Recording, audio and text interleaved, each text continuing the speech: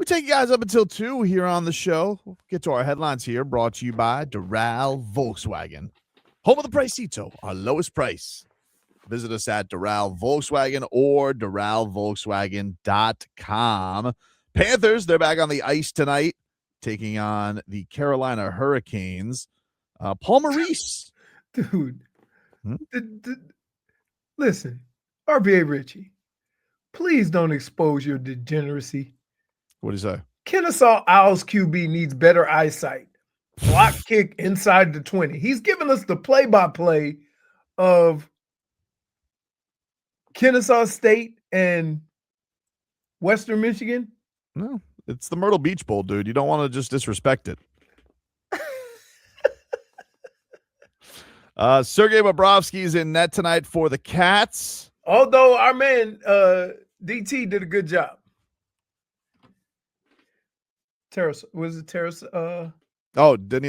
Yeah, he did great. He did. He's been playing really well. He's playing at least one of these games, right? Oh, for sure. Yeah, he'll play tomorrow. Night, yeah, he'll play tomorrow. If Bob's playing tonight, he's definitely going tomorrow. Paul Maurice, this is from Jameson Olive from Panthers.com on Matthew Tkachuk getting closer to return. Matthew Tkachuk, Paul Maurice says he's right on it. We're kind of moving into the phase of doctors starting to sign off on him coming back to our practices. I don't know when that's going to be, but he hasn't had a setback. He's on track. I believe he said on his podcast this week, Matthew Tkachuk's new podcast, that he's been ramped up in how many days in a row he's allowed to skate too. So everybody's been saying Christmas, like a little after Christmas, that's the target. Some have said Winter Classic debut return, that could be the day. Okay. So it feels like we are getting close to Chucky coming back. That's great news. Cool. So who's more, well, I know, Vlad, you've said Barkey's going to be back by the end of the year. How real is that? I mean, they said 7 to 9 months when it happened. He had MCL, ACL surgery. And, 2 ligaments. Yep. But, and then he went and told Spo, I'll be back in 5 months. I believe in Barkey. Because Barkey might be finished Wolverine. We're not really sure. I know, man, but there's just certain things that you like, regardless of what people say. He was caught. Time is the time. He was caught at, I believe, a Boca Park doing Tai Chi with no brace. He'll be back in 4 months now. All right. He wouldn't lie to Eric Spoelstra. That's what. Thank you, Richie. That's where I was getting at. Hmm. Barkey is more important than Chucky. So why didn't you just get to that? Why did you got to go through the? Because here's why. Well, because here's why. Vlad, relax. Because it's a moot point if he wasn't going to even be back this year. But he's coming back. I think he's coming back. Like okay. if at the timeline, it could still be sometime in the playoffs. Okay. But it's but we don't know. He could be a maniac with this. I don't know if like hockey, like I don't know if that's different. Like as far as like how much rehab is, how quick you can come back because it might be. It's like when Ohtani had Tommy John surgery, he could come back and play. Right. He could hit, but he couldn't pitch. So it varies from position to position or sport to sport. So I don't know. Because most sports ACL is 9 to 12, right? Like that's correct. Well, keep in mind all the other sports you're playing. Right. And I don't know how that works in hockey, even though you got to dig that skate in. And part of the reason, if it slips out, now you're at looking, yikes.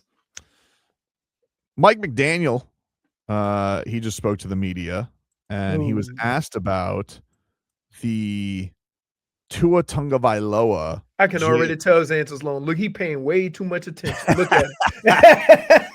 Hey, Vlad, he's all up in.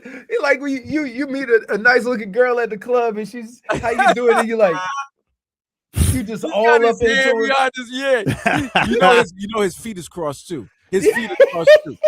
Yeah. If his arms are crossed like that, his feet is crossed. Like he really. He paying way too much attention. Right, like he's really into this question. Like, do tell. Somebody said, "Let me fill up my coffee mug." Hold on. Well, he was asked by Chris Perkins, who of course joins us every week on Game Day Uncensored. Perk was asking him about the Jalen Ramsay Tua Tagovailoa chuckle fest after the game, and this is what Mike McDaniel had to say on that. Tua spotted talking to Jalen Ramsay on TV cameras. Fans are kind of up in arms about this. JJ Watt made a comment about it. Tua was seen laughing, and people are saying that shows that he's not professional, that he might not care about losing. That's what people are saying. What are your thoughts about that? Does that bother you? I know players, exchange jerseys post-game. What are your thoughts about that? Well, I'd be kind of like flying blind, assessing something I haven't seen. I was, very motivated after the game to watch the game tape, and that's where I spent my time. So I haven't really seen any of it. So it would be tough for me to talk about my feelings towards it, but generally I try to keep my focus where the team and the fan base and everybody I think really needs me to be, and that's play and how to improve it, or schematically how to change things. So I kept it about football, and I don't really have much more to add on that one. You want me to break that down for you? For lying. In so many words, Mike McDaniel said it annoyed the hell out of me. Yep. But the reason why he can't really say anything about it, because it really has nothing to do with the game. Right? Well, and it seems very petty to go down that path. It does seem petty, but one would also already benched him. Well, this is the thing, though. This goes back to my original theory back earlier in the week when he saw that video and he's going over film at 3-1, because the idea that he hadn't seen that video is patently absurd. Really? Oh, it's absurd. This many days in, he hasn't seen that video. Get out of here. I got a bridge to sell you. Are you kidding me? Of course he's seen the video. And so he's definitely seen that video. And not only has he seen the video, that's exactly why Quinn Ewers is starting. No. 100%. No. Wait, so let me ask you this, guys. Yeah. Do you think, especially you, Leroy, since you've been in these locker rooms and you know these situations, you think number one's lost his locker room? Like he's lost people in the locker room? I would say this. It depends on who's in the locker room. Because I told you a conversation I had with John Randall, and we were 10-1 or 10-2, something along those lines. And we lost to I want to say Tampa, and it was just a bad, like all around. You have one of those games. It just wasn't right. You hope you could get out with a victory, but we couldn't. And guys were just regular old Monday, coming in, yucking it up, and he wasn't having it. Right? I may or may not have said something smart, and that started it, but like there's certain guys that carry it. See, when you're in a locker room full of people, everybody carries it differently. Everybody acts differently towards a loss or even a win. Some guys keep it even keeled on to the next week, whether you win by 40 or lose by 40, right? There's other guys that take it to heart. There's guys that take losing very personal, and to see everybody not taking it that way rubs them the wrong way. And I don't think there's anything wrong with that. I honestly don't. I honestly don't think it's a weird reaction for anybody to be pissed off about it, which, by the way, Barry Jackson has reported people in the organization were displeased with it, which, of course, because first of all, you just got bounced. This guy is the face of your franchise, and he's yucking it up with a guy who didn't want to be on your franchise, and the coach didn't want to coach him. Right. But again, because there's so many different personalities and people handle things a certain way, it's kind of hard to get all these bodies or these people in the locker room to kind of be the same way. And most of the time you understand that. When it comes with the guy that's been playing some of his worst football, in addition to that, it rubs you the wrong way. If Tua had thrown for 400, we would feel differently. And you got to kind of stay away from that, right? You got to kind of stay away from playing the result. Well, I don't think or you how do a guy interacts with people. I don't think you do though. Like I think there are times, like it's not too much to ask a person to have the sense of time and place, and he's had awful sense of that all season at press conferences and everything. Sure, but we're incorporating the way he acted with him not caring. Yeah. That doesn't mean he doesn't care. It doesn't. Well, that's the way you look at it. But him personally doesn't mean that. I think most humans it does. Like to sit there out there and yuck it up with a guy who just kicked your ass and your season's over. Yeah, okay. I don't know. Like, do you think we're the weird ones to feel that way? Because everybody else didn't. I just said no, but it doesn't just look. I used to have a thing that I would try to kind of smile and shrug everything off because either there was more football to be played or it's a long season, right?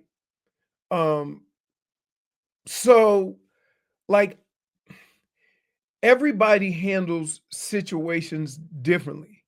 I know when people would get hurt and their hand would be twisted up, they'd laugh. Like it's just like Nico. Right.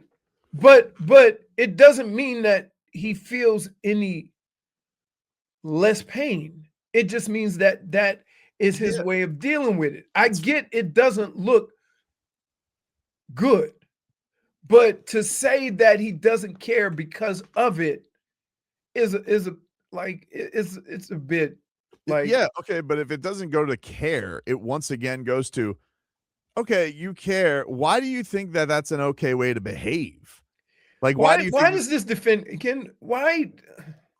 This is not defending Tua, right? I've almost seen teammates fight because of the two just separate feelings about how people feel after losses. Right, but right. And I'm just trying to explain to you. I understand that everybody does it differently. You don't have a locker room with just the three of us, right? It's a locker room with like 60 or 70 guys in there. Some guys contributed to it more than others, right? Some guys get mad when the guy that had 300 yards passing or 150 yards rushing or 150 yards receiving is just shrugging it off like I did my job. When the reality of it is we still lost. Right. Like everybody does it differently. Yeah, the optics are bad. The optics are bad, dude. But it doesn't. All I'm trying to say is it doesn't mean that he doesn't care. No, but you think Mike McDaniel cared because you thought on that answer like, oh, I saw him. Like I saw him. He looked like and that's okay. Yeah. That's fine. I think it played a part of him benching him. No, I think his play. I think it did. I think his play did. His play. Well, obviously, so we can pick. Listen, obviously, we can pick other reasons why.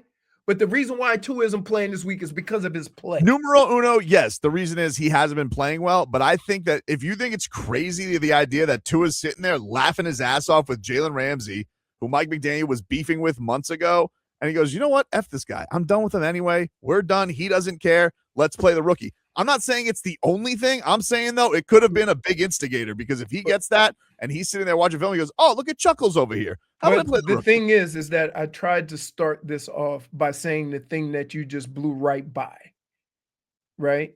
I'm not blowing by it. No, hold on. I said, like, this is not defending Tua. I'm just like, first of all, if you think that you're going to be in a locker room with a whole bunch of guys ranging from 35 to 21 and situations happen during the course of a game and everybody's going to handle them the same way, you're being foolish. How many guys in Go ahead. How many guys in your time of football in an elimination game react like that after the game? And especially as a key contributor of the team. How many guys have you seen do it? I saw guys do it after the championship game where they hung out before, but like again, here, if you do everything you can to win a football game and you don't win, right? You got to be able to handle that. And it can't, like, the game's over. I get more upset when people get mad after the game about losing, but didn't do nothing during the game to not lose. I can understand that. The over outrage. I understand that too. I get that. So there's and I say the same thing that you're saying about the optics, right? So these guys are only doing that so the optics look good. So it looks like they care, right?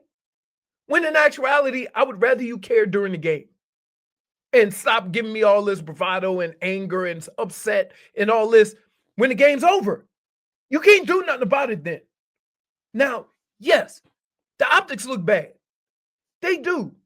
All I tried to say was, doesn't mean that man don't care about losing, right? To jump to that conclusion and to say that, oh, Mike McDaniel's looking at him like he don't care about losing. No, Mike McDaniel benched his ass because he been playing like a dog. Terrible. And that's all it should be about. If you're a coach and you walked up to that podium and said, I benched him because I don't like the optics, then your ass need to be gone too. Well, he might be. Yeah. But it's not about, like, to say somebody doesn't care because he smiled after the game or he chit-chatted or he BS with, a guy from the other team. I'm more upset at the way he damn played. Sure. Don't make it about anything else. I don't know. It's one of those things where, like, I could see, I understand, like, but if a guy just plays bad and it's like, but he's also like, I meant again, like, if he cried, would you feel better? Oh yeah, absolutely. That's crazy. Yeah. That's a grown ass man. Nah, tears would have helped. Tears would have helped. Who you want to see cry? Tua. That would have been great. Nah, if he cried, then wait a minute. No. Been better than that. Absolutely. No, you know what you would have said? No. Look at him. He's soft. He's soft. No. Yes. No. Yes. There's only one person I've ever called soft for crying, and it wasn't even soft for crying. It was soft because of how his tears were wiped. And that was Joel Embiid getting his tears windshield wiped. His girl. Oh, wait. What about Bosh? Chris Bosh cried like a man. Nah, Chris Bosh cried like a man into the carpet. He got on his hands and knees and boo-hooed. Did he drop down? That is exactly how you react. He lost a championship. No, I will not let you besmirch it. He lost a championship and he cried into the floor like a man. Like a man. Hey, if I recall, dude, did he not listen. drop to the ground? Listen. And his butt was up? Yeah. Up. He was up. No man should ever cry with his cheeks up. He didn't know that the camera was there. He didn't know the camera was there. He thought it was the safe haven of the locker room. He was on the hallway to the locker room. He cried like a man. Hey, look, I get it, but let's just be clear. We are miserable, and here's the fact of the whole thing. Crying with his ass up. Come on, man. Gonzalez says Tua would wipe his tears with $100 bills. So here's the deal. You want to know the fact of it? And this is in all situations. And correct me if I'm wrong.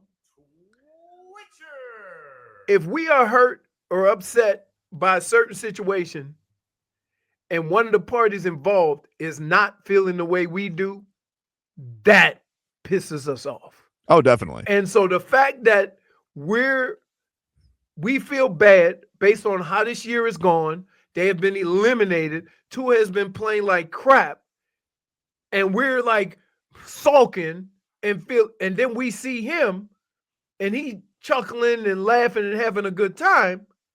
Okay, but that's our problem. Yeah, the optics be bad. It doesn't mean he doesn't care. Like, Yeah, that's a hard place to go to say, oh, he just don't care about winning and losing. But what you just said, why is it so crazy to jump to the conclusion that the coach will be just as pissed off if he's ready to just jump into the film?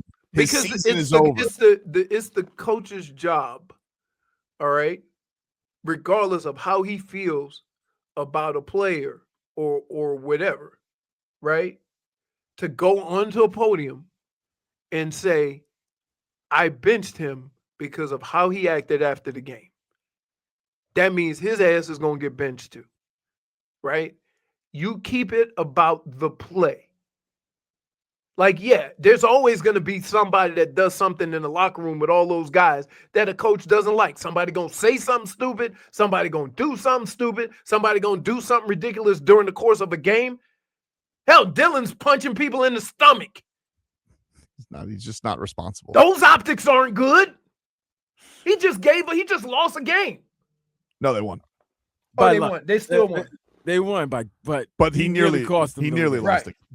So he's towing a dangerous line. From that standpoint, Let's see what I'm not.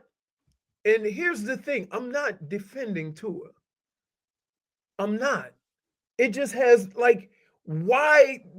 I actually think what I'm not saying you're defending Tua. What I actually think is I find remarkable how you're giving McDaniel the benefit of the doubt of just making it about Quinn Ewers is better than Tua, and that gives them a chance to win. No. Because that's what he's I don't telling think here. Let's be clear. Based on what I've seen, and I don't know because I haven't seen the guy play in 3 months. But based on what I've seen, Tua's the best quarterback you got there, as bad as he's played. Now, it has gotten to the point where he has played so bad that when you are a coaching staff or an organization and now you have questions whether he's the best in the room, that's a problem. You got to make that change.